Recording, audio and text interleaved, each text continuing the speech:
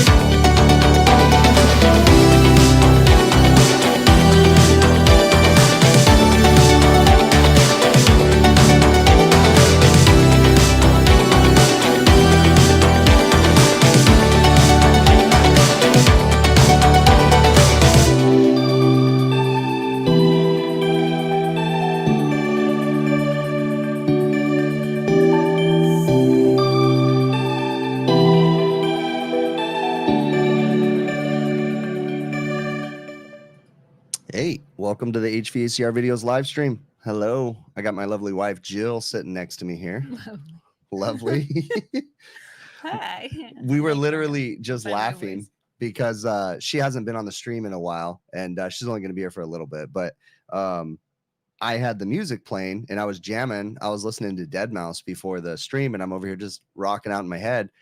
And she's like sitting there for like 5-6 minutes, and then she looks at me and she's like, "Should I be able to hear you?" And I'm like, my headphones. Yeah. Because he had said earlier, I had said something to him and he's like, I can't hear you.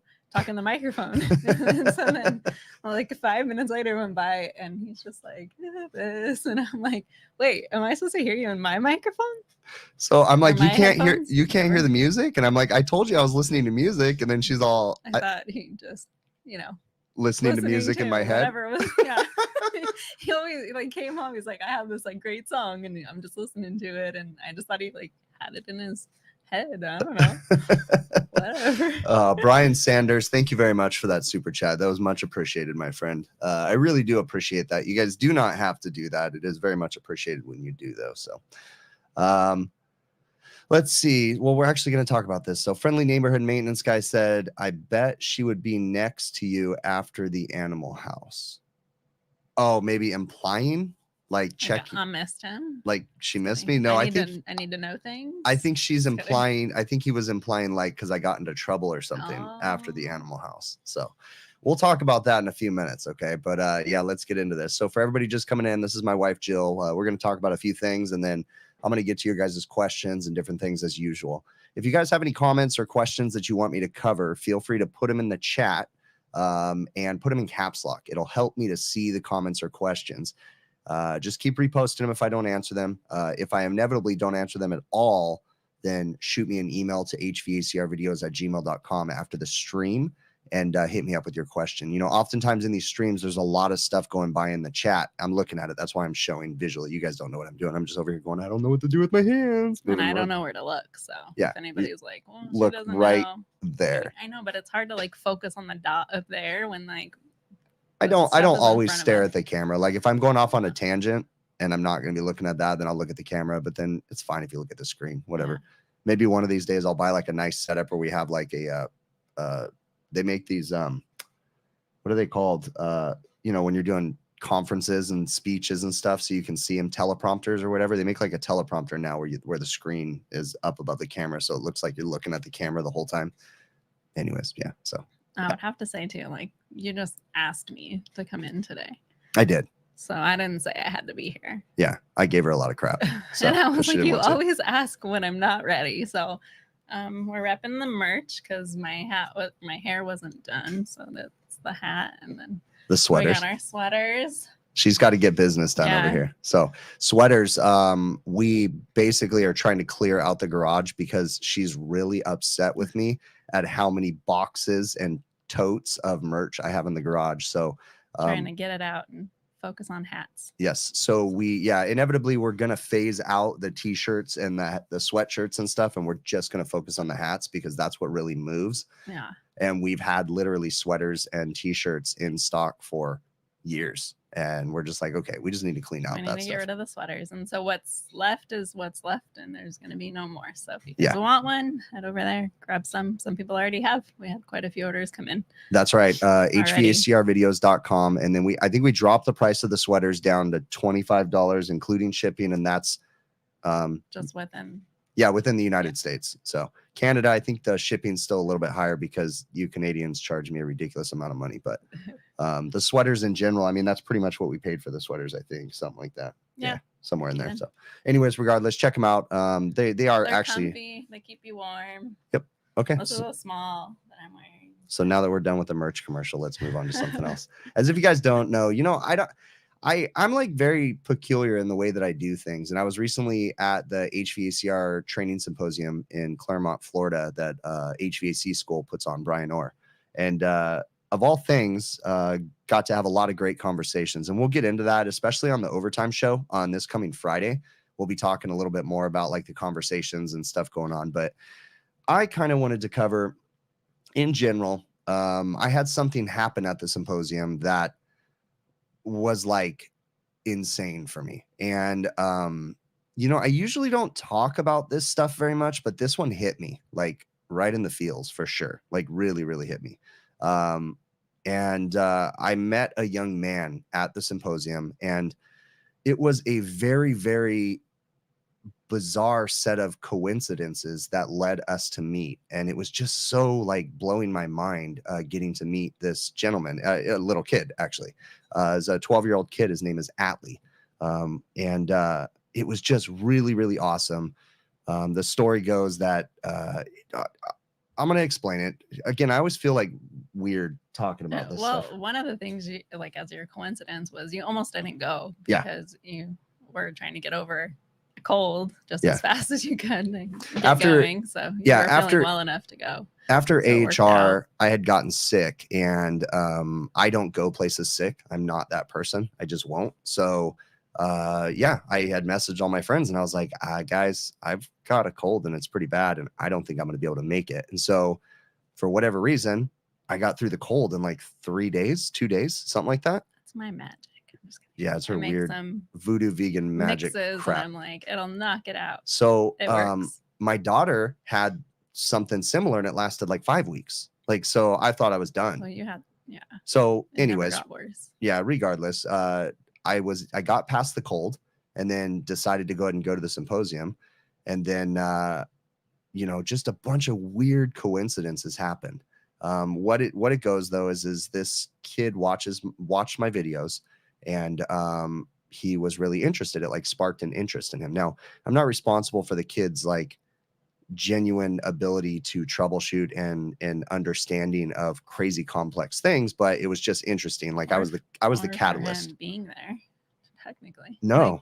He didn't know you were. No, he didn't know I was going to be there. Yeah, it was really bizarre. But you know, so it was a really cool story. But what had happened was, this is the way I understood it. That I think it's been clarified to me, I believe, but I could be wrong. But he was selling popcorn at a Lowe's. He struck up a conversation with an HVAC contractor who was blown away with how much HVAC knowledge he had. And apparently the general interest and knowledge he had was from watching videos, right? And he was watching my videos a lot. And so this contractor was really intrigued. And the way that I hear it, again, this is hearsay, is that he called Kalos, which is one of his competitors, I think, and said, hey, there's this kid selling popcorn around the corner from you guys. He lives there in Claremont, Florida. And then some Kalos employees went over there, met the kid, personally invited him to the sold out symposium. So they, you know, made stuff work. And then it just so happened that I ran into him at the symposium, and you should have seen this little kid, because I walked into a class and he didn't know I was there. Nobody knew I was going to be there, right? Because I didn't announce this. And so he was in a class. And just before I went into the class, Bill Spohn had walked into me and he said, hey, Chris, did you see that there's like a 12-year-old kid walking around this place? And I said, no, but Bill Spohn kind of knows that I've had a few interactions with kids. Again, this is the first time I've really publicized, because I don't really talk about this stuff very much because I find it kind of weird. I don't want to seem like I'm exploiting anything or anything like that. Right. But so this kid, Bill Spohn told me that there was like a 12-year-old kid walking around. And then it just so happens that the class that I walk into was Eric Kaiser's class, and the kid's sitting right there. So I sit down behind him, not knowing anything. And the moment that Eric Kaiser had asked a question and I commented on it, I could see the kid reacted when he heard my voice. It was kind of like, oh, and I'm sitting there thinking, okay, that person. Yeah, he recognized the voice, I think. So I was kind of like, okay, this is a little weird. Like, I'm sitting behind him and I don't know how to process this yet. And then, you know, I answered another question, and this time Eric, and in the midst of that, after the first time I said something, the kid was like turning around, like looking at me, like funny, like looking back. And he was like whispering to his mom. And then his mom was like looking on her phone. I think they were trying to see if it was really me or something. And then Eric responded to another question and he said, thanks, Chris. And then the kid, like, you could see like the joy, like he just lost it or something. So it was like a really odd feeling, right? So fast forward after that moment, the class ended and I proceeded to talk with this kid. And yeah, he recognized me, watched my videos. The mom told me the story. They didn't know I was going to be there. They were just invited to this event because this kid had this knowledge, right? So then, you know, of course, at that moment, I realized that the symposium was not about me anymore. And I just decided like I was going to hang out with this kid because, you know, he was so excited. So we had lunch together to the point, and I was hanging out with him throughout the day, to the point that my friend Adam was at the symposium too. And eventually he found me and he's like, Adam told me that he thought I left because I literally just fell off the map because I was hanging out with this kid. So it was kind of funny. But it was just so many coincidences had to happen for me to meet that kid. And it was the coolest experience and the coolest feeling I've had in a long time. It was actually like a really emotional, I know that sounds corny, but it really was. It kind of got me. And it was, I don't know. It was just a really interesting feeling, you know? And so we went through the whole symposium, right? And I still went to different classes and stuff. And it was just such an amazing experience. So not only did I meet this amazing young kid named Atlee, and again, let me preface this. I am not responsible for his knowledge. This kid is really, really smart. Okay. All that I was the catalyst. I was just the person that he found my videos and it sparked an interest. And then he proceeded well beyond what. I think that's been part of why you've been doing the videos, is to find the younger generation. Yeah. I mean, not necessarily, I don't know, you know, we would have thought like a 12-year-old, you know, or something would be so interested, but it's amazing to start there and keep their interest and keep them going. And that's what you're doing. Wait, Atlee's in here right now. So did I tell that story correct, Atlee? If that is Atlee right there, that's really cool because that's the way that I heard it. So Atlee, meeting you, if that is you, like I have to tell you, dude, meeting you meant more to me than it meant to you. Like genuinely. Yeah. Like I know you were excited, but it seriously meant more to me. Like it was the coolest thing ever. So we got to hang out together. We got to spend time together. We got to take pictures together. Like I was super stoked. And Atlee, we're going to communicate some more. I was just texting your mom this morning. So we'll definitely communicate more. That was a really cool thing, but it was just all the coincidences that had to happen for us to meet, bud, was really, really cool. So I'm super stoked. It was the highlight of the symposium for me, like genuinely. Okay. So let's get into the symposium now. So the symposium was a bunch of training seminars. But the interesting thing about the symposium, so I've been reflecting on myself a lot lately, right? And I know that my brain works differently than a lot of people. My brain has, I don't know, it's hard to explain, but like the way that I troubleshoot and the way that I process things, I find to be different. And sometimes, even Jill and I will have discussions, and like, it's hard for me to process certain things, and it's hard for me to get to realize certain things. So that's what having Jill here is. It's amazing having you, because you're able to keep me in not control, but rein me in. Control. Like you're able to be the person to say, hey, this isn't, you're not doing what you're supposed to do. So something that I realized at the event though, is as I'm looking around, excuse me, still getting over that cold? no, there's just my nose is draining right now, but there's just so many like-minded people at that event. And I start to realize I see a lot of similarities in the people that come to that event. It's something about the technical mind or something, the way that we troubleshoot, the way that we do different things. It's just really driving me nuts.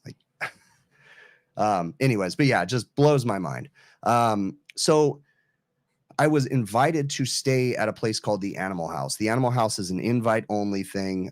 It's the kind of place that like you don't ask to be invited, you just get invited, right? And if you ask to be invited, you don't get invited, right? It's just, just really cool people that are there.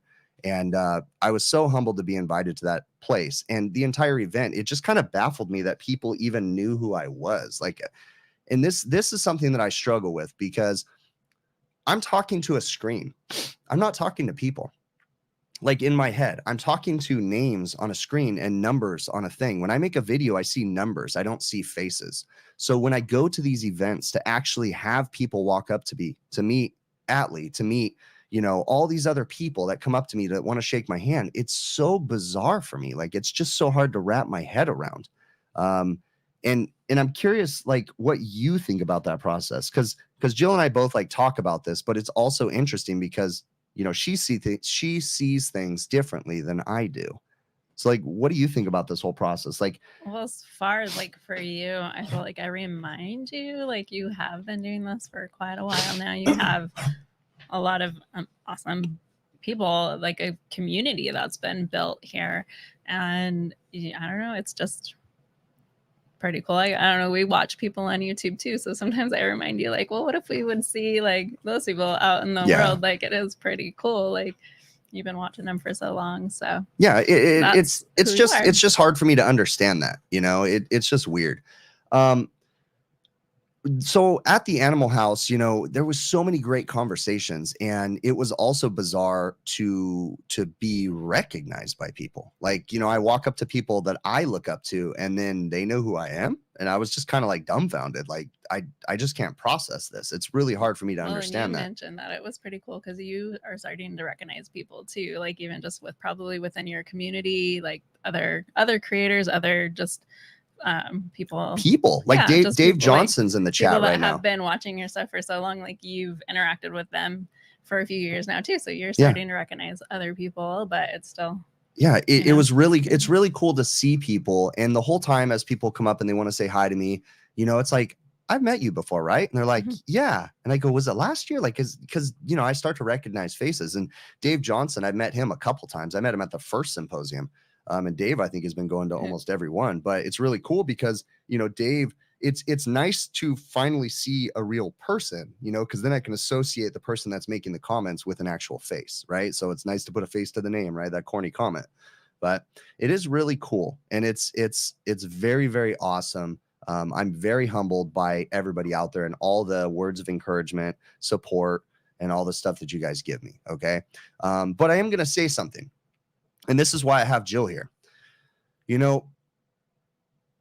Doing these videos and making these live streams, I benefit from this tremendously. I enjoy it to an extent. There's times that it gets a little tedious, right?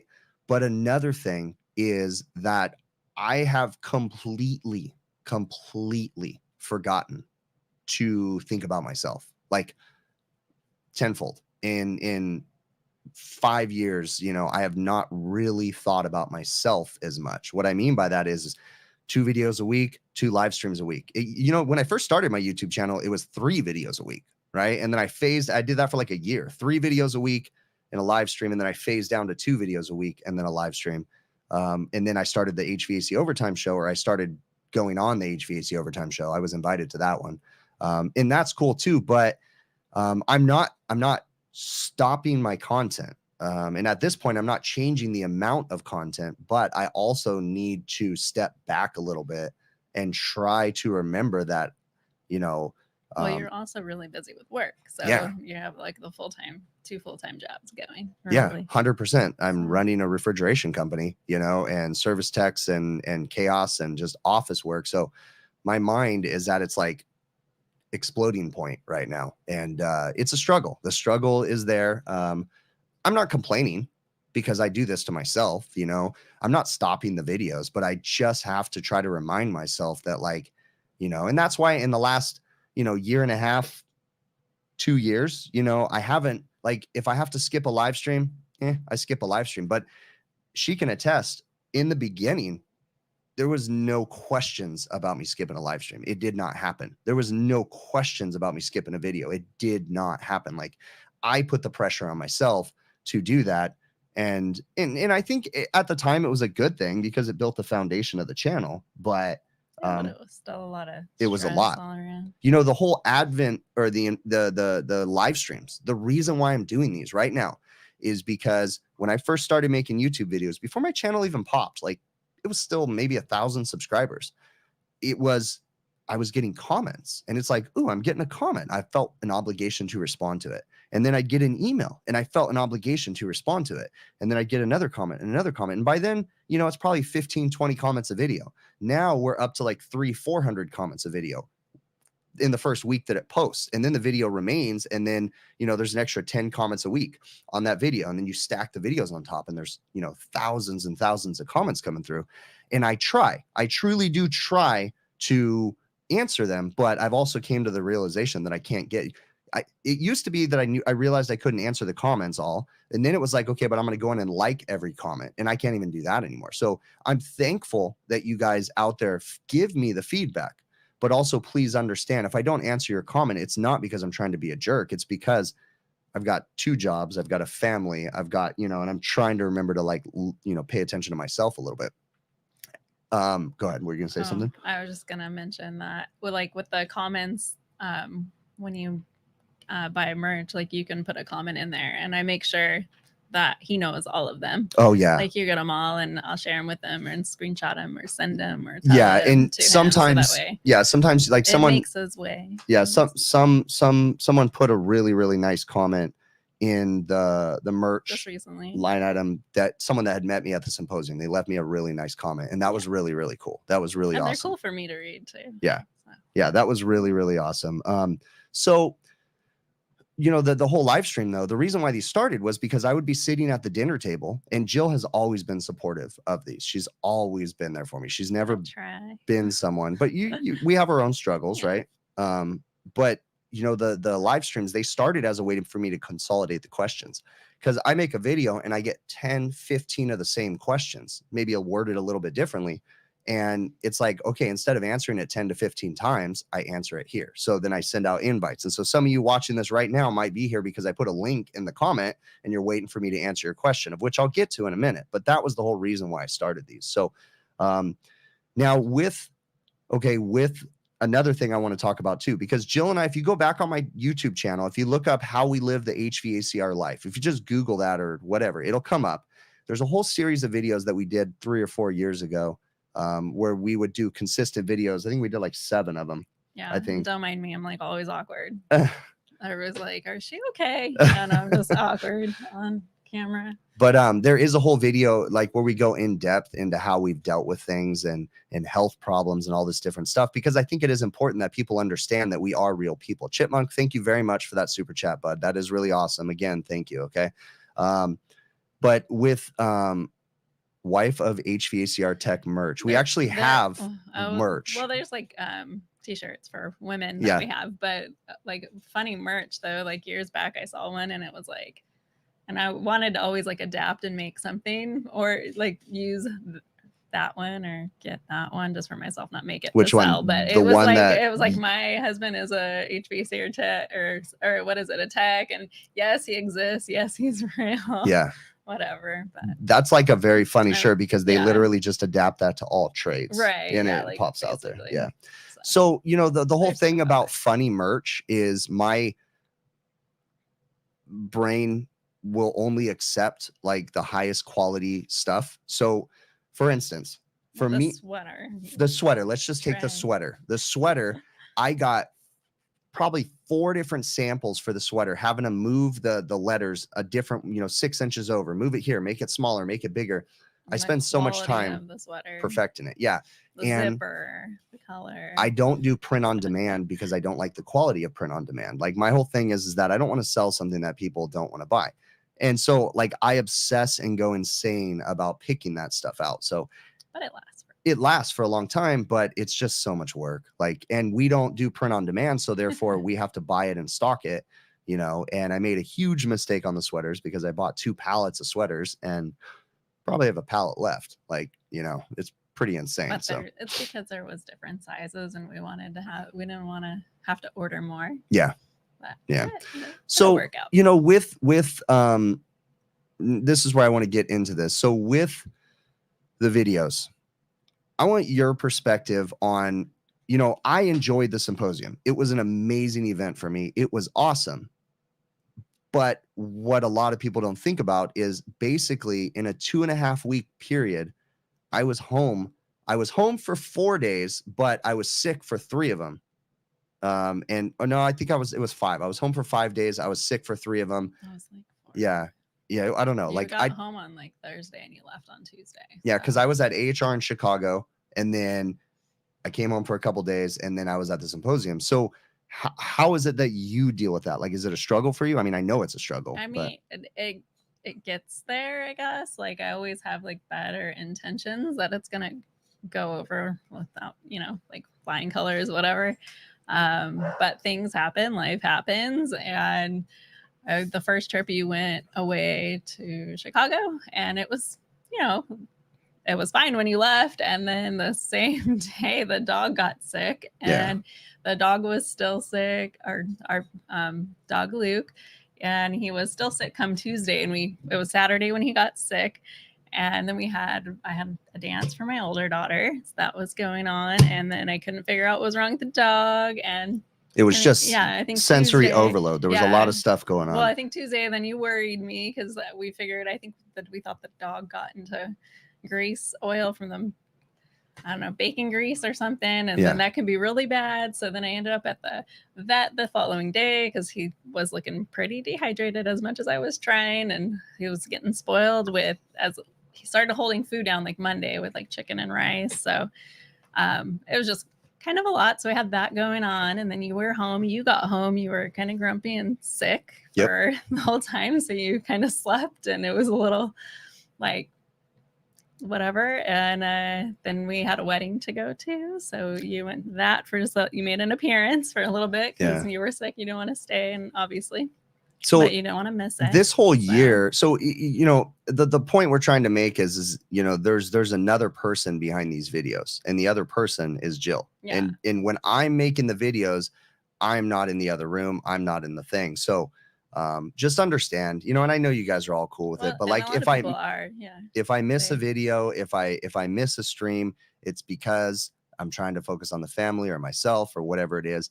And honestly, it's going to happen a little bit more in the coming year because we're trying to prioritize things a little bit better and trying to pay attention a little bit more. Yeah, that is why I have a gray beard. 100%. And you don't like to be interrupted. I do not like to be interrupted. So. If anybody caught that. What did I do? You're like, I'm still talking. Oh, did I give you a look? Uh-huh. Oh, yeah. See, I don't mean to do that stuff. I just do. See them all the time. I just do it. Oh, okay. Yeah, it is definitely a struggle, but you know, trying and with AHR, then you left for AHR. You know, the symposium, you mean? Or the symposium. Yeah. Yeah. So then it was just I felt like it was gone for like 2 months. It kind of felt like it too, you know, and I just realized that I'm not built for travel.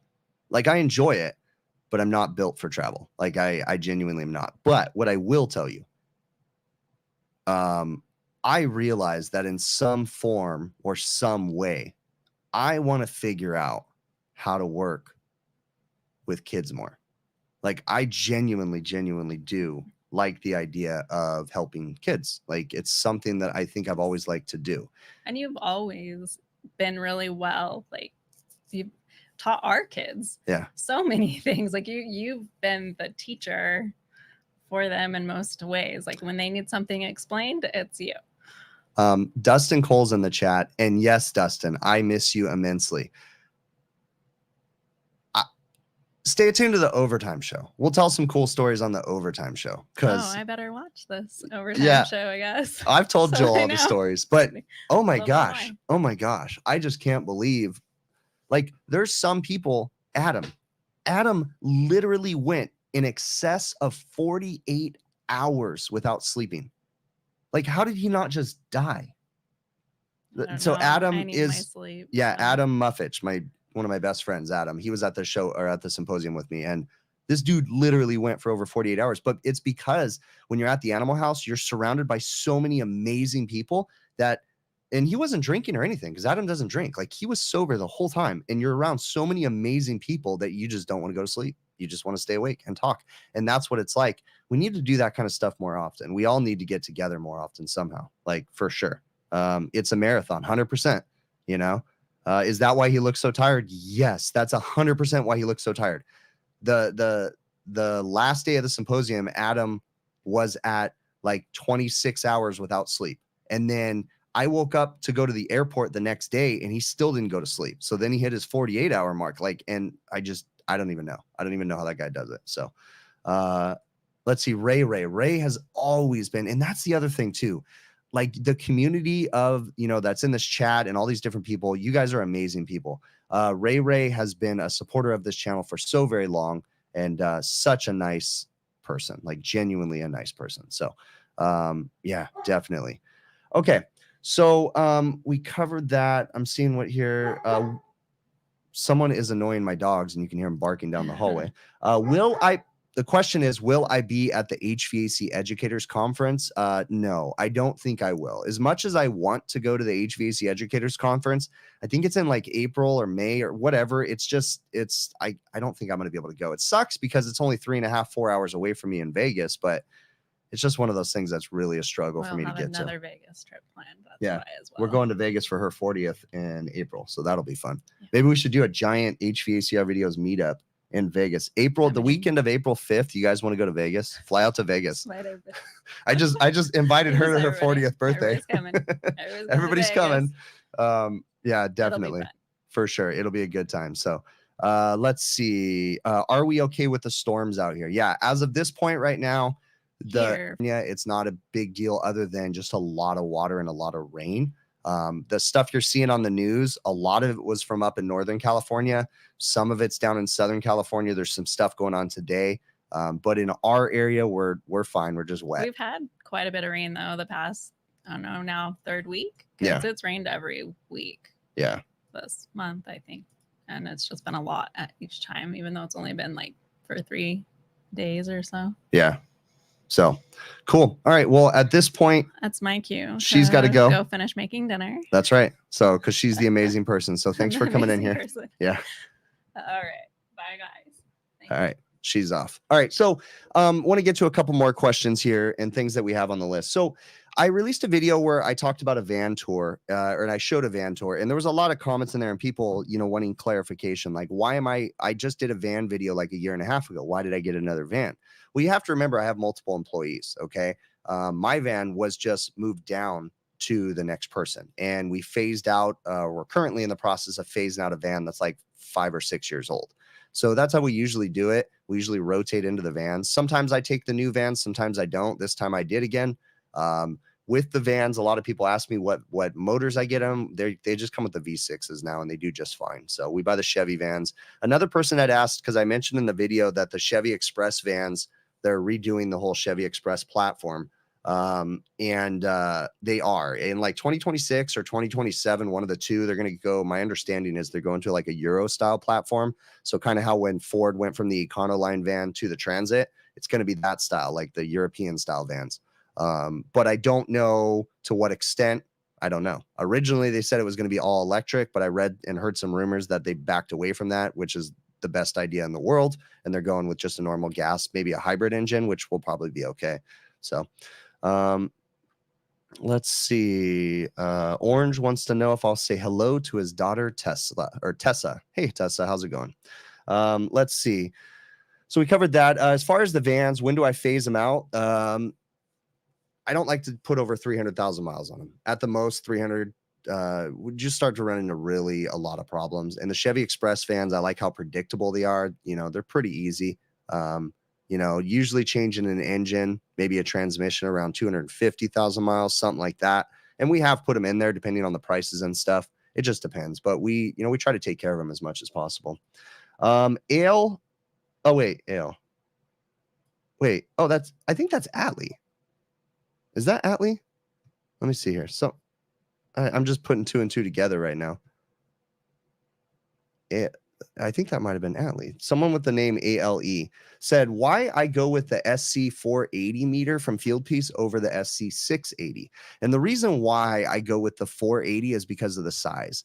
My understanding, there's not very many differences from the 480 to the 680 besides the general size. The clamp head on the top of the 680 is a lot taller and the clamp head pivots, which I don't care about. And then you have a dual temperature display on the 680, but it's just too big of a meter to lug around. When you're looking for a clamp meter, in my opinion, you want something portable, and the 480 does everything that I need in the type of work that I do. So that's why I go with the SC480, just because it's a great meter for that reason. So, okay, Ale is not. Okay, I got it. So someone was in the chat earlier, and I thought it was Atlee, but anyways, yeah, so no, Ale is not.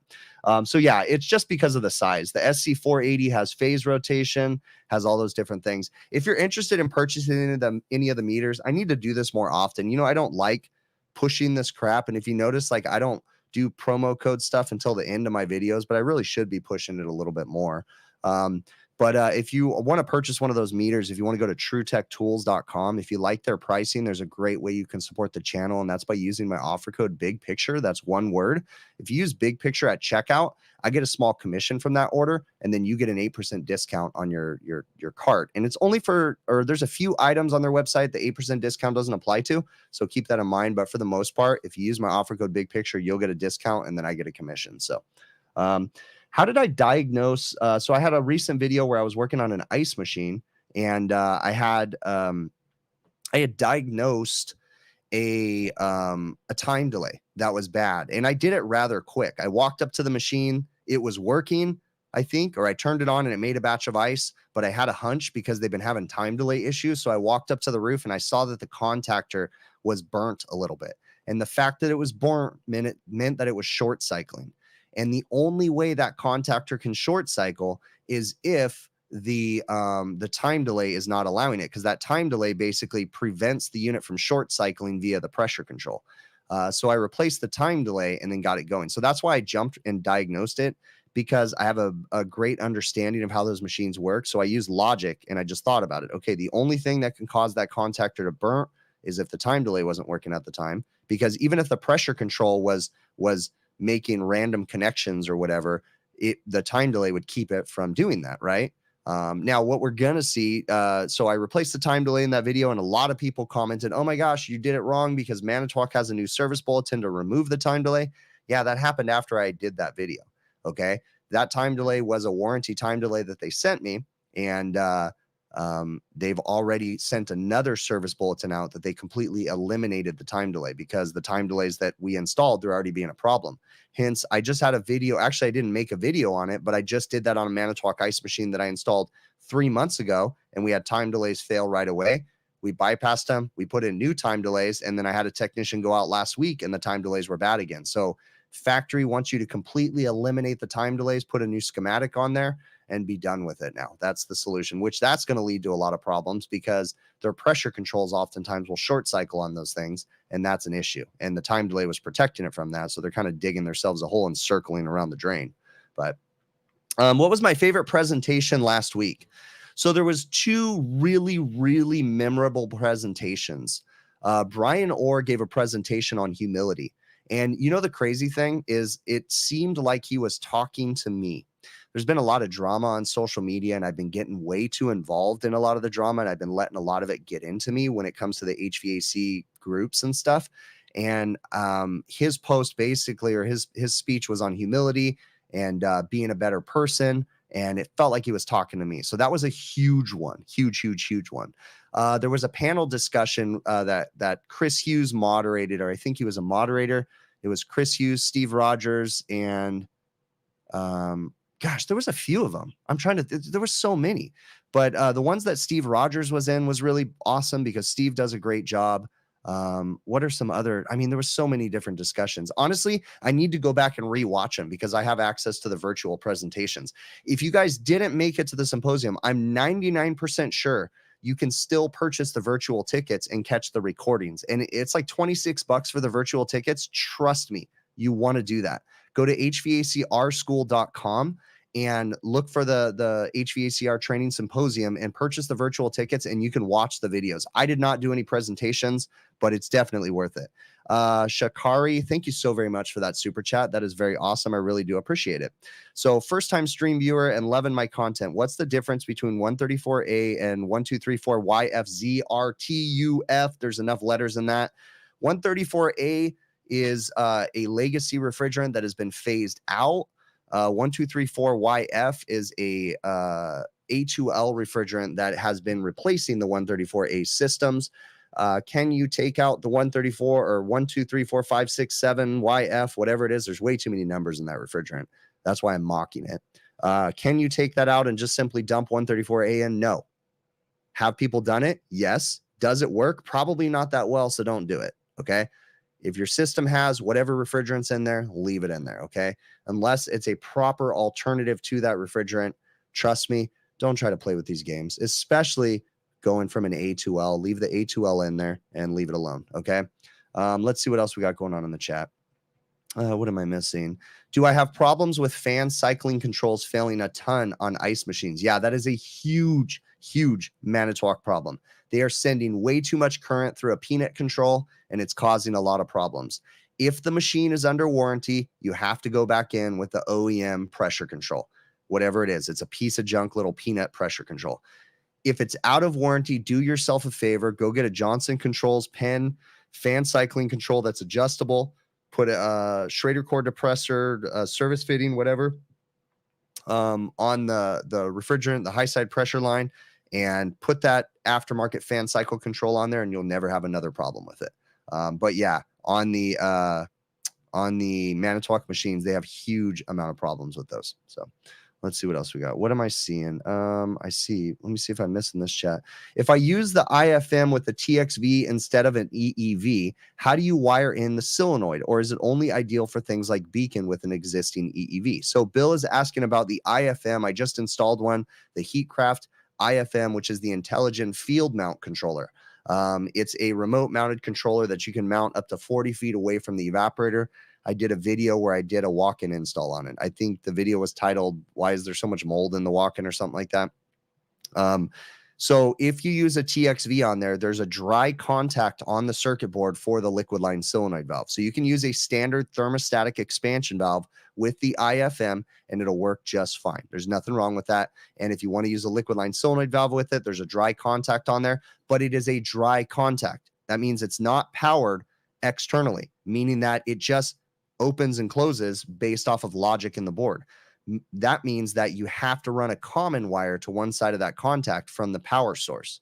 And then from there, you send power to your liquid line solenoid valve. So in my video, when I did the installation, that's what I did, but I actually used an EEV also. So I installed a liquid line solenoid valve, ran a common leg to one side of the dry contact for the solenoid. It's labeled right on there in the instructions. And then the other side went to the solenoid valve.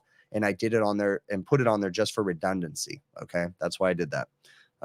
Let's see. Did I answer everything in that question? And you can use it with any brand of equipment. You can also use it with other manufacturers' EEVs. It doesn't just have to be the Corel valve. So I have another IFM, and I'm going to be doing an install with it on something else, one of these days. I'm just having it in my van waiting for it to go, or waiting for a reason to use it. Let's see. Jonathan Hughes says R1234567YFZG. That name is just ridiculous. Is a highly reactive refrigerant. Is that it can also be aggressive towards the lubricants used in HVAC system. This leads to oil degradation, which causes excessive wear. Yeah, definitely. I mean, I guess there's truth in that. What's the best way to diagnose a Carrier 38 AUQ? Compressor 1 calls from the Carrier iView, but the compressor 1 won't run until compressor calls. Man, John, I'm sorry, but I do not know the answer to that question. I would have to see that particular piece of equipment to be able to answer that a little bit more. Hope I'm doing tonight. I don't know what that means, but right on. Do I work on mini boilers? No, I don't work on boilers at all. If I've missed your question, probably want to put it in there again. Do I use a tension setter when replacing belts? Aaron G. No, I have one in my van. I don't. I probably should, but I don't use tension setters. I have a tension setter in my hand. No, I'm being sarcastic. I really should be using a belt tensioner to properly tension my belts, but I don't. So I'm going to be honest with you guys. I'm not a perfect technician. Okay, I really am not. I just try my best, and sometimes my best isn't enough. Okay, so let's see what else we got going on here. Let's see. Thank you. Still have to get to watching my IFM video. Oh yeah, it was a cool video for sure. Okay, so my gosh. Okay, so let me preface this. I say this all the time. When I address negative comments, it's not because they hurt my feelings. They don't. But some people defy logic when they make a comment. They don't think with their brain when they make a comment. So I posted a short and a YouTube video where I had a compressor that had a main breaker tripped. I had two compressors, and I was showing that when I tested to ground, both compressors were showing potential to ground. Okay. So at first, it looked like we had two grounded compressors. And oh my gosh, the comments were exploded with people saying, you're an idiot because you tested with the wires on the compressor. You're an idiot. You should never do that. Everybody knows not to test with wires on the compressor. Actually, I'm not an idiot. And it's a really, really smart thing to initially test with the wires on the compressor. Okay? Think about it. Think with your head. Open your mind and think. If you walk up to a system that has a main breaker tripped, don't touch any wires on that system. Go to the electrical control panel and start checking resistance to ground. Put your meter on tone and start checking. With power turned off, start checking every wire to ground. Don't take any wires off, okay? Because if you find potential to ground, okay, in this case, I went to the compressor and I found potential to ground on two compressors, okay? Then you remove the wires. If the potential to ground goes away, then now you know the problem's not in the compressor, okay? I was making a point, and it's very logical to initially leave the wires on the compressor and test to ground. Then if you see a short to ground, then you take the wires off and you test again. Because if you don't, then when you take the wires off the compressor and you see there's no short to ground, then you're going to go around chasing the wires when you could have eliminated that step by initially just checking to ground, okay? Now, of course, you never condemn a compressor without taking the wires off. Exactly, okay? So sometimes people need to think before they type because it's perfectly logical to leave the wires on and then you pull them off to double check, and it helps you to eliminate steps, okay? Sometimes you just got to open your eyes and think. All right.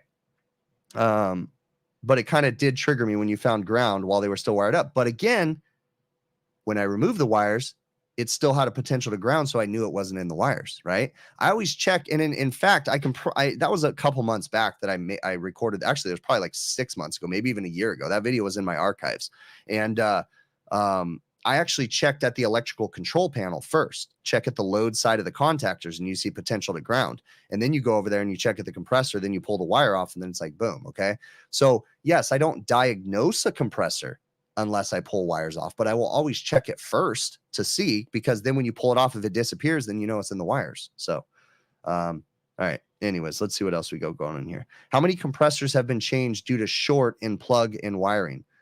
That's probably a good, I don't know. I mean, I've never changed a compressor because of a short in the wiring, because I've always double checked, because that's always been ingrained in my brain. But I'm sure there's people out there that will just test a compressor and say it's bad and then find out that the wire's rubbed out or something. Like, you understand something. These videos are not meant to be a tutorial. Okay. These videos are meant for my employees initially, and they're a window into my brain. That's the new thing I'm saying. Like, these videos are literally just telling you how my brain works. My brain works differently. The troubleshooting that I do and the way that I approach things is definitely different, right? I'm like a neurodivergent HVACR service tech, right? My brain is firing in so many different directions that it's like, I just have different ways of troubleshooting things.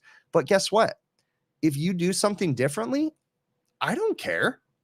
Again, as long as you get to the same result, that's all that matters, like, again, it's not hurting my feelings. That stuff doesn't get to me, but it's the idea that people won't open their eyes that there's a different way to do things that irritates me. That's what it is. Like, I'm not like getting depressed because of the comments, and some people do, because sometimes the comments can be just horrible. That stuff doesn't get to me. What gets to me is the fact that people can't think that there's possibly a different way to do something, like, for sure. So let's see what else we got going on in the chat. It's important that you diagnose the problem first. Yeah, for sure. 2% of statistics made up on the SPOI. I don't know what that means. Made up on the spot? Probably, sure. I don't know. How big are my hard drives? You seem to have a lot of archive video footage. Well, I can tell you right now. Let me look. So let's see. My hard drive right here. This is a 16 terabyte hard drive, and I only have 4 terabytes left on it. And then this one is a 3 terabyte hard drive, and I only have less than a terabyte on it available space. So they're pretty full. I'm actually going to have to figure something out. I thought about getting a RAID set up, because my hard drives are getting to the point that it's just starting to get too full. But the problem is that I record 4K footage. I save the original footage, and I save the video file that's been produced. And I have everything. So I have like just a massive amount of storage on there. So let's see. Come on, there's only the keyboard warrior way. That's exactly right. Have I ever seen a 240 volt motor run at full load amps with one of the legs of power disconnected? I can't say that I have, though. Let's see. You got it. Levi says that you got it down. Follow the process, sequence of operation, and always perform a thorough evaluation of the entire system during diagnosis. Eliminates callbacks. Big picture stuff. That's exactly it. I haven't said it enough lately, because I think I've just been living the big picture diagnosis. But, I used to preach all the time that you want to take a step back and look at the big picture. That's what's so important. So it's so very important. Do Sporlands still sell the Q series valves? Yeah, they do. I prefer the BQ valves because they're balance port. But yeah, you can buy the Q series valves that are non-balance port and they're buildable. Yeah, you can definitely buy those. They still sell them all. So, all right. Sometimes I get in my own head about videos, and, that's the truth. Like, I sometimes think that, this video is not good enough quality. I don't want to put this out there, but I guess there's a lot. I'm starting to come to the realization that there's a lot of value in anything, even if it's a short video. So I had a gentleman leave me a comment, and this one made me feel good, right? To be recognized for this, because I have never followed the rules when it comes to content creation. Okay. And take this what it is. I make money. Okay. I make money from YouTube. I do. Okay. I'm not going to say that I don't. I make money from this content. And I appreciate that. It's thankful. I make money from, merch sales, like not a lot, but, and then most of my money's from YouTube ad revenue. Like, really, I don't even push my sponsors very hard, because I don't want them to ask a lot of stuff of me. Right. I could charge a hell of a lot more money to everybody, but I just want to have fun. Like, I don't want to be pressured. There's a lot of creators out there that'll try to sell any product that is sent to them, and they're just like, and good for them. It's just not my style. Okay. But this gentleman left me a really nice comment, and he said, Chris, it's a pleasure having you on this platform. Everyone is trying so hard to make everything more compressed and fast-paced to push their videos for the algorithm. But whenever I watch one of your videos now, it's a breath of fresh air. No fast cuts, colorful subtitles, annoying music. He can just grab a drink with some ice, sit down and relax for 30 minutes, and might even learn something that'll be useful someday. That was a really awesome comment, and I'm thankful that he sees it, because the YouTube algorithm does not like me. Okay, my channel, I could be really, really popular, but I don't like doing what I don't like to do. Okay. I only want to do it my way. I don't want to follow the algorithm. My videos are supposed to be 7-minute videos. They're supposed to do all this stuff. One time I had a person from YouTube reach out to me and they were like, yeah, we want to help you, a partner manager, right? And I'm like, oh, this is so cool. I've always wanted a partner manager. It was like meeting your idol and then being severely disappointed because that partner manager literally said, we're going to help you to grow your channel. They were like, e-beg your people, and e-begging is on the internet when you beg for money. Okay. So e-beg your people to subscribe to the channel memberships more. Right. And I do say channel memberships, but I say at the end of every one of my videos. Okay. But they say you need to do more live streams. You need to tell people to subscribe to your channel. You need to tell people to become a member for your channel. You need to sell merch on our website and like all this stuff. And I'm like, no, that's not my style. You know, like I don't like to do things the way that people tell me to do. I like to do it my way. So my videos, they're usually 30, 40, maybe even 60 minutes long. The retention time on those is not very good, but I don't care. I don't feel like I can make that video as short as they want me to and still get the message across. So yeah, I might have the retention time, right? I might not have people watching the full 60-minute video. I don't care. I could care less because if a few of you watch it and you get something from it, I'm happy. You know, if my buddy Atlee that was in here earlier watches it and he likes it, I'm happy. I don't care if I don't make as much money. Like I'm not, and there's nothing wrong with people that do. I'm just different. So it is what it is. All right. Yeah, thank you. Yeah, that is really awesome. So I really do appreciate the positive feedback that you guys give. And guys, again, 100% too. I'm okay with negative feedback. I could care less if you guys criticize me.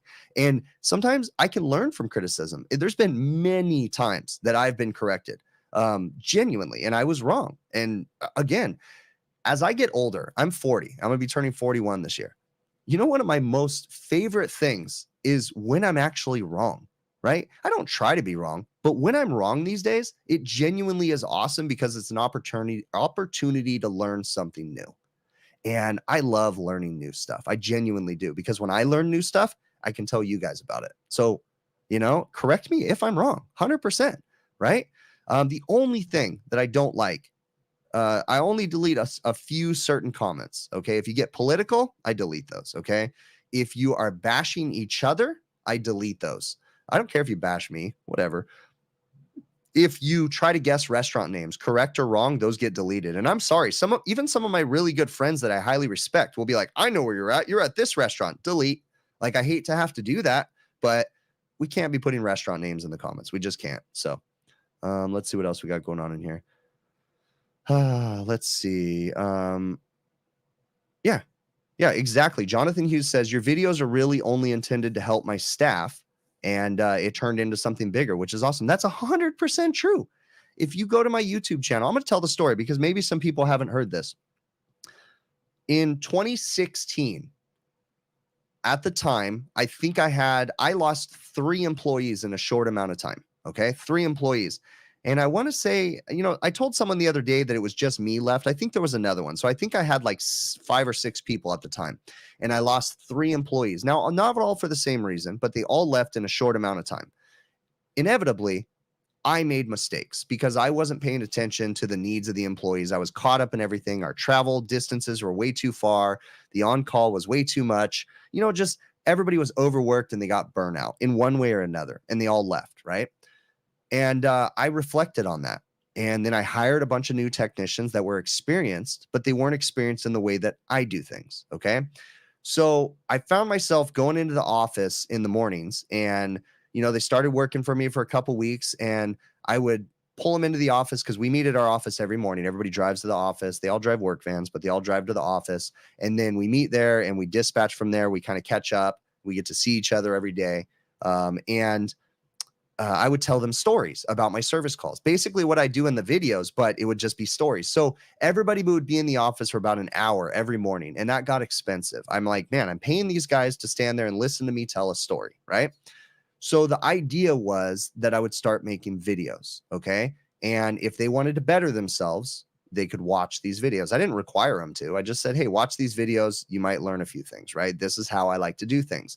These videos were never meant for the public. They were unlisted on YouTube. They were just shared as links, and they weren't out there. That was in November of well, no, that was actually before November of 2017. I made the channel public, I think, in November of 2017. And because one of my friends, I shared the video link with him, and he's like, dude, you should share these, right? And so I did, and then the channel just became what it is. This was not planned. It genuinely wasn't. It was just, at the time I was watching a lot of other content creators, and, that was kind of in the back of my brain, like, should I make these public? And then my friend convinced me to, and there we went. So if you go to my channel, go back to the very first video. I'm working on a beer walk-in that had an electrical short and it had a blown fuse. That's the very first video on my channel. It's still there. And listen to the way I talk in the video. I'm talking to you. I'm telling you what to do. Okay. Look at the comments. People are like, why are you telling me what to do? That's not very professional as an educator. I'm not an educator. I was talking to my employees because it was meant for them. Look at the next video. Same thing. Right. And then a couple of videos past that, then I hit the public button.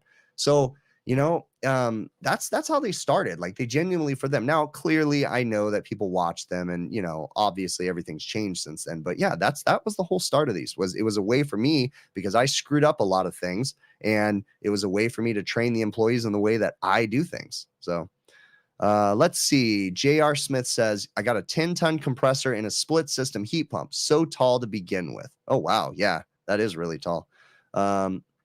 If a video is too long for me, I add it to my favorites. There you go. That's fine. Let's read through the chat right now. That comment was from me. Tim, thank you so very much, Tim. That was an amazing comment. And I appreciate the fact that you realized that, Tim, because that genuinely made my day, because I really don't care about the algorithm.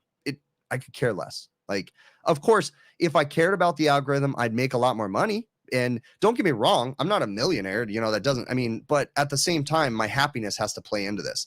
If I start pumping these videos out, and it's borderline getting to that point, but if I start pumping these videos out ad nauseum and just paying attention to the algorithm, I spend so much time on these already, I have to be able to enjoy it. And if I don't enjoy it, it just becomes another job. And then if it becomes a job, my heart's not going to be in it anymore, right? It's just going to be like, ugh. So I sacrifice views, I sacrifice revenue, because I'd rather make these videos, help people, make a couple bucks, and I make plenty, and be able to have, content that I can be proud of. Okay. And that's what it is. I really appreciate it. Someone said earlier that I should be a teacher. I don't think I have enough knowledge quite yet, but I would love to work in some sort of fashion. I don't think I could be a teacher all by myself. But yeah, I would like to work in the education system a little bit more, especially with younger people, new people getting into the trade. I think I could be of value in there. But the downside to that, and this is the sad thing, and I'm going to go off on a tangent right now, is higher education doesn't pay HVAC instructors anything. It's downright embarrassing. As an HVAC instructor at a trade school, private or public, your students that you're teaching these skills to are going to take those skills and be making twice as much money as the teacher within a year, sometimes sooner. And that is disturbing and downright wrong. Okay. On the flip side, teachers deserve to be fired when they suck. 100%. Okay. Our education system is ruined and it's destroyed. During COVID, I had a local school reach out to me, because COVID happened and the HVAC instructors at their school are all in their 70s, and this is a trend across all HVAC programs across the country. They still have value, but they didn't know how to operate computers. They didn't know how to go virtual, right? Because they weren't allowing people in schools, and they didn't know what to do. So they called me because they knew I made these videos, and they're like, hey, would you be willing to help out, be an instructor, do some virtual training? And I was like, yeah, let's do it. It sounds awesome. And then came the time to talk about what I would get paid and what I had to have. And before we got to the what I would get paid, they said, you have a bachelor's degree, right? And I was like, no. Oh, you can't work at our school. And I go, wait. So it's just ridiculously stupid. It's just asinine to think that I have to have a piece of paper to say that I could teach air conditioning. It's just dumb. It's absolutely dumb, and it's flawed.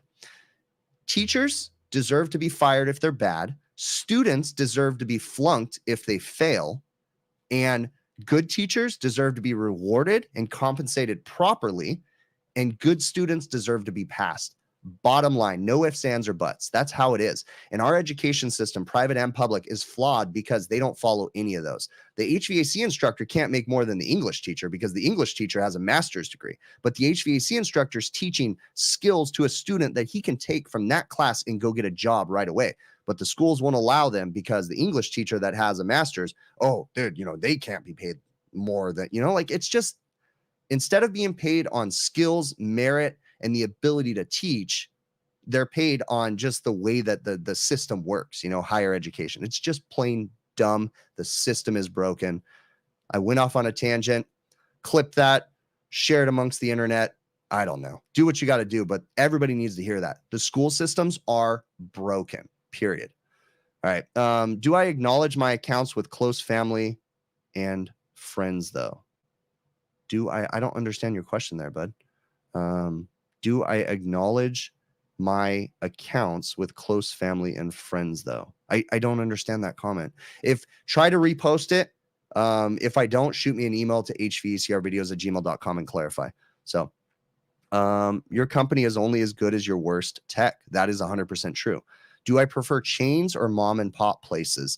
There's good things and bad things that come from both of those. Mom and pops, it's a little bit harder to tell them that they need a new compressor. Chain restaurants, you got to deal with some BS sometimes. Like right now, I'm dealing with a customer that's like 75 days out from paying bills, and it's irritating the heck out of me, and it's a massive amount of money.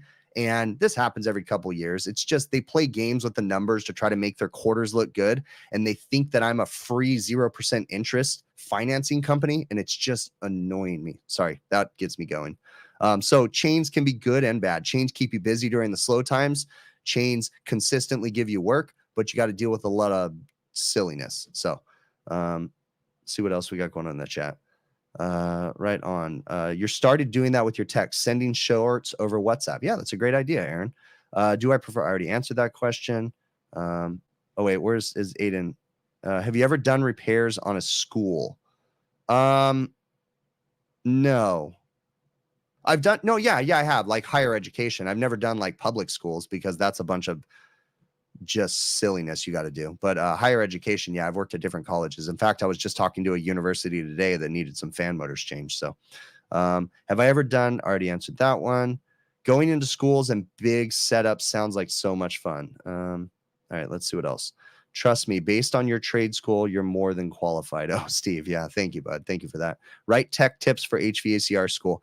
I have actually, if you go to HVACR school and you search Chris Stevens, I've written 4 or 5 of them for Brian Orr way back in the beginning, right when it was started. Brian Orr and I communicated way in the very beginning of HVAC school, but I wrote tech tips for him, did a couple different ones on smoke detectors, temperature controllers, ice machines, refrigeration systems, theory of operation with exhaust fan systems. Like I've done all that stuff for Brian Orr. Just search Chris Stevens in the HVAC school, or it's HVACR school website, and search Chris Stevens, STEPHENS, and it'll come up with all the stuff I've done for him. I'm reading through here right now. Same thing. I'm right about facilitator versus educator. You are an educator. Oh, thank you very much. I really appreciate you. I already answered that one. I'm going through the chat, just trying to catch up. Most schools have their own maintenance crews. Yes, they do. What are some things one wouldn't normally think of when trying to start their own business? Actually understanding the business side. I don't even fully understand the business side, and I regret that. See, it's one thing to think that you're a really good service technician, so naturally you should start your own business and not let other people take the money from your skills and knowledge. That sounds like a great idea. In hindsight, if I could do it all over again before I got involved, my dad started this business and we've since partnered together, and he's like literally got 3 feet out the door. I keep saying that, but I don't see him being around for another 2 or 3 years within the company. And, I kind of handle field operations and customers and employees, and he just kind of helps with payroll and, administrative type support. But I don't understand business enough to run a business. I really don't. You start asking me about financial terms, like big words and stuff. I was like, I don't know what the hell that means. All I know is my bank account's good, my profits are good, everybody's getting paid, and the numbers look good. If you start asking me about KPIs and all this crap, I don't even know what those things mean. I don't even know. So I regret that. I really wish I knew more about the business side of it. So I mean, in reality, you need to be a well-rounded technician and you need to legitimately go to business school. Do that. And then also understand pricing yourself. And this is going to come from your business school. This is something that nobody understands. And even we have failed at this in the beginning. Just because you're the lowest price and you're super busy, that doesn't mean that you're a success. Okay. The lowest price company in your area is hurting themselves, right? The people that underprice themselves just to get jobs and they're like, I'm super busy, right? And they're killing themselves for pennies when their competitors aren't even that busy, but they're making a lot of money off the jobs that they do. You need to understand how to price yourself. And for that, you need to go to business school. You need to know your worth. You need to know your value and you need to charge it and you need to consistently raise your prices in a fair manner. And if you're the cheapest guy in town, you're the one that's the problem because you're drawing everybody down. You're dragging the industry down. And what you're doing is you're setting yourself up for failure because you're going to get burnt out. And then you're going to lose your customers because when you finally realize that you are the cheapest guy in town and you raise your prices to what you think they should be, what everybody else in the industry is, the customers are going to be like, you just raised your prices 10%, 15% at one time, you're fired. And then they're going to go find someone else. And then you're going to be out of work and you're going to be burnt out. And it's just a problem. So understanding how to price yourself, that is the real thing. And that's one of the most misunderstood things about the business side of things. Okay. And if you're going to start sending me emails on asking how to price yourself, I have no flipping idea because that's something that I regret being really bad at for a long time. I'm no longer the cheapest person in my industry, in my area, but I definitely don't completely understand the business side of things. All right. Thanks to everybody. Where do I see someone getting an ME degree for building science, a mechanical engineering degree? Hey, I really wish I had a mechanical engineering degree. Why? Just to have it. Where do I see someone after getting one of those? Well, first and foremost, don't expect to be making $200,000 a year just because you have a mechanical engineering degree. You're still going to start and have to work your way up. Every single legitimate engineer should be required to have done field service. 100%, hands down. Every mechanical engineer that is designing mechanical systems, there should be a prerequisite of X number of years, 3 to 5 years, that they should have to work in the industry in the mechanical side of the trade that they want to be an engineer for, because it helps them to understand that everything's not perfect. Just because you say the ductwork needs to go right there, well, that doesn't always happen. So they need to be able to understand that. But mechanical engineers, they get into design work. They get into manufacturing work. That's the kind of stuff that they're mainly doing. Reading through the chat right now.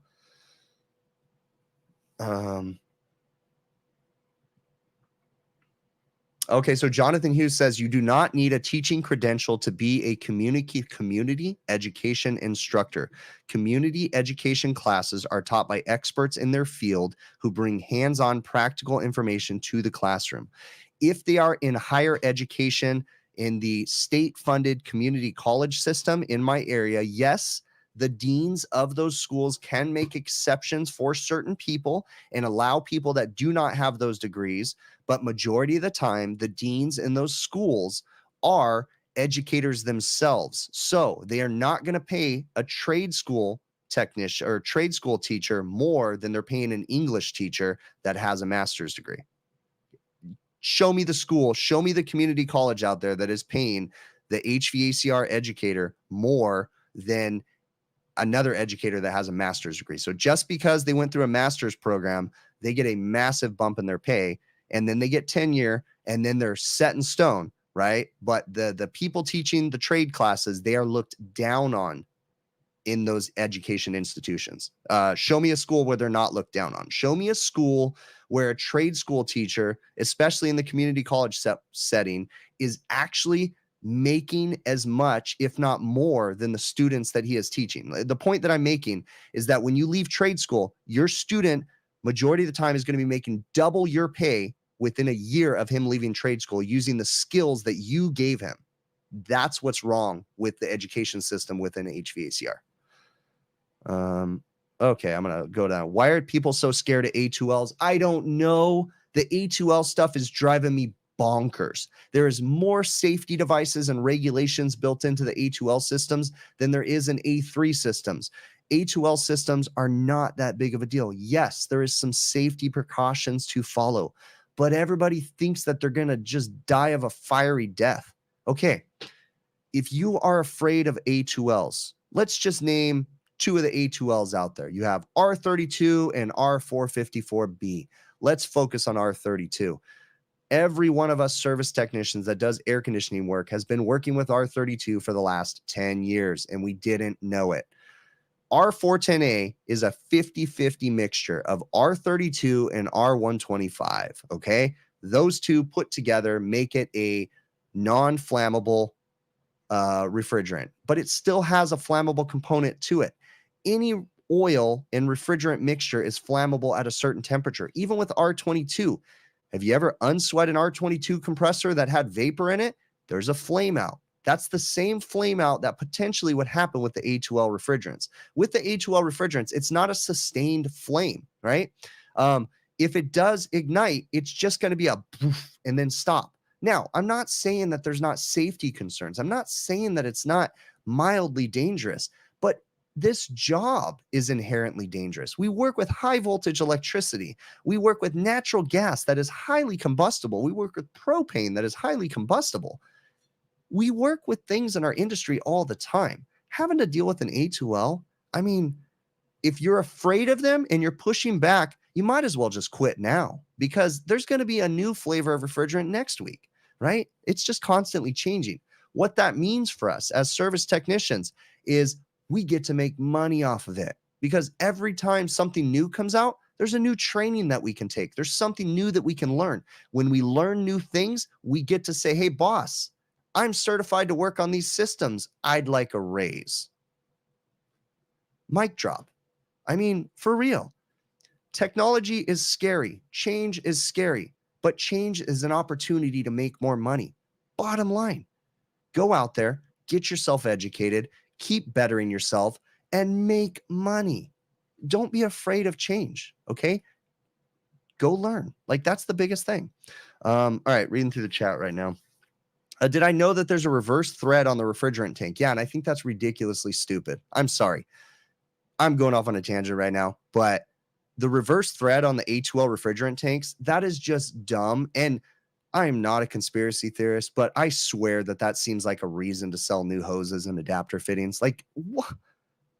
Are we really that uneducated that we can't think smart and we can't just have a normal threaded hose?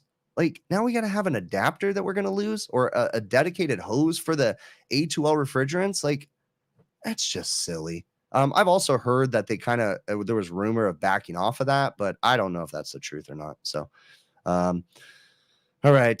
Sawdust is flammable if you throw it in the air with a match. Yeah, 100%. So, all right. Reading through the chat, get educated on A2Ls and you'll be surprised not to be afraid. 100%.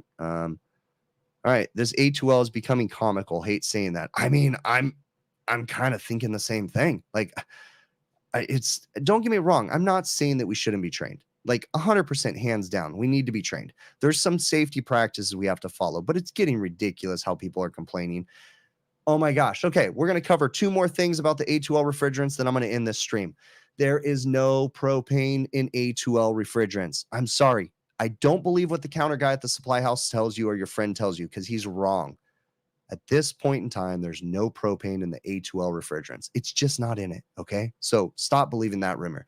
The next one, you are not going to be, at this point in time, converting A2L systems to the A2L, or regular systems to A2L refrigerants, okay?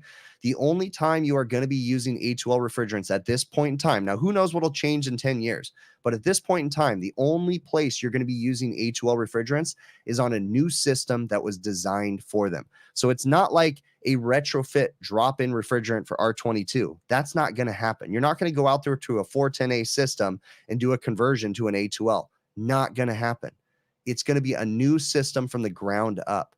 New everything that has certain mechanics in it that make it H-well certified. If it's a residential system, it's going to have leak detection methods with refrigerant solenoid valves that if the leak detector goes off, it closes the solenoid valve, and then there's a check valve on the other end of the line, and then it turns on the indoor blower motor, so that way if there's a leak in the house, it's going to move it out into the space, so that way it can mix with the oxygen in the space, and there's less potential of a flame or anything like that.